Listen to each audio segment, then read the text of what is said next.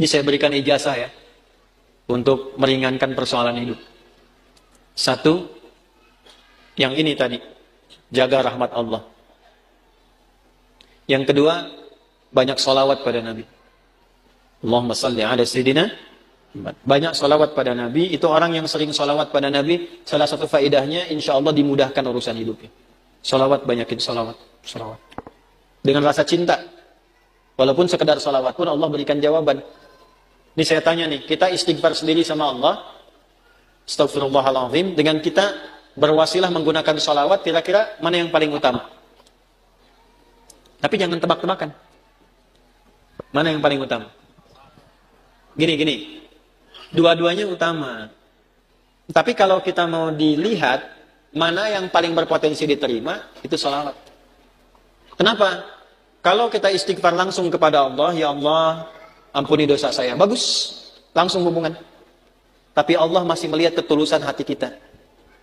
Karena ada yang istighfarnya cuma di lisan, gak nyampe ke hatinya. Contohnya habis sholat tuh. Banyak yang saya perhatikan seringkali istighfarnya di lisan aja. Astagfirullah, astagfirullah. Melihat handphone, astagfirullah. Update status sambil astagfirullah itu. Sambil kirim WA. Itu cuma di lisan. Belum tentu diterima. Tapi kalau Anda bersolawat pada Nabi, atas dasar cinta Allah kepada Nabi, walaupun Anda belum tulus solawatnya, baru keluar dari lisan, Allahumma sholli ala sayyidina Muhammad, tapi karena kalimat itu keluar menggunakan nama Nabi, dan dengan cinta Allah kepada Nabi, dapat Anda 10 kebaikan. Apa dalilnya? Man shalla alayya salatan wahidatan sallallahu alaihi asyra salawat. Siapa yang salawat kepadaku, Nabi nggak sebutkan. Mau salawatnya khusyuk, mau biasa-biasa, penting keluar kalimat salawat, maka dibalas oleh Allah 10 kebaikan. Nah, di antara kebaikan yang Allah berikan itu ada rahmat di dalamnya. Ditemukan di mana? Di Quran surah kedua, di ayat berapa? 157.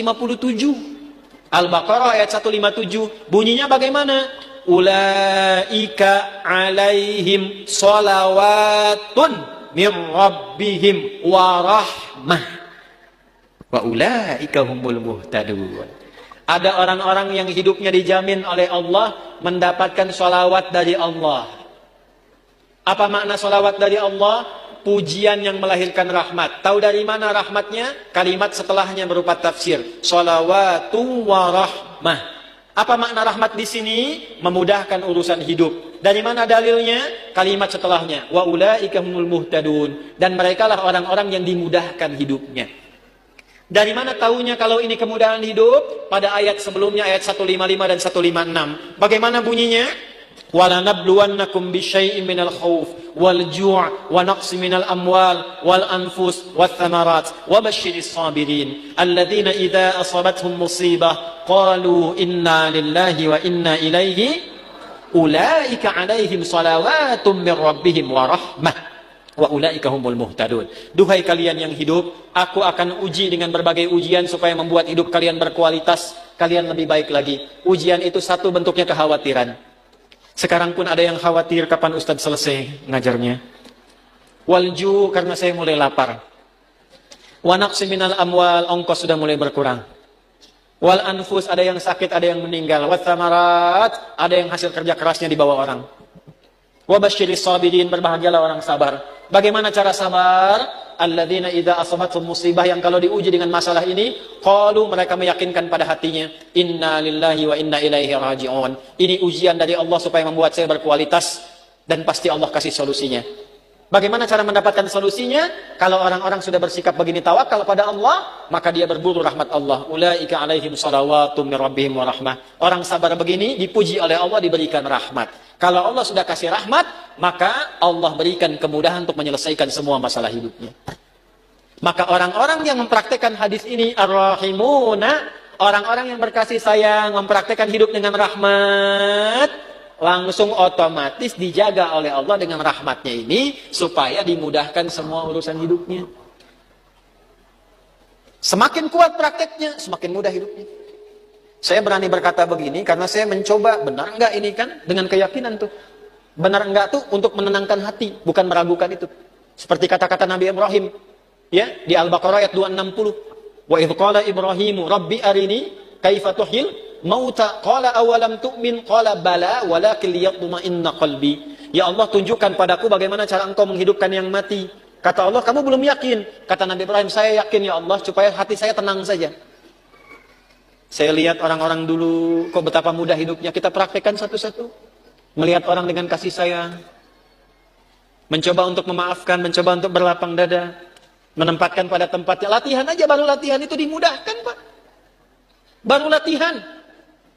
Masih sedikit. Ini tidak beli. Ini tidak beli. Pak, ini pami kaca soca ya. Aya nu ngintun. Ku bapak diangge, eta biasa. Tapi bu, kaca soca ukurannya sami persis. Tuh. Sama persis ukurannya dengan keadaan mata saya. Kan Anda nggak tahu berapa yang silindris, berapa yang minus ini. Ini kalau saya buka kacamata, laki-laki dan perempuan sama. Sama-sama manusia. Makanya kenapa bu, kalau pengajian perempuan, ibu-ibu, sab muslimah itu saya buka kacamata. Ya, tujuan utamanya supaya yang paling cantik tetap istri saya. Ya, ini sama ukurannya Pak, tuh persis. Setiap ada model baru datang ukurannya sama persis. Dari mana? Siapa yang pernah ngecek mata saya? Ini dapat hadiah juga. Allah kasih baju, kos kaki sampai ke sepatu. Cuman modal satu hadis ini teh. Hadis. Cuman modalnya yakin punya Allah. Nah, eta teh modal yang paling utama tuh punya Allah. Gitu. Sekarang kita kekurangan itu. Sekarang banyak orang kekurangan itu. Jadi rasanya kurang merasa punya Allah. Coba tanamkan pada hati, saya punya Allah.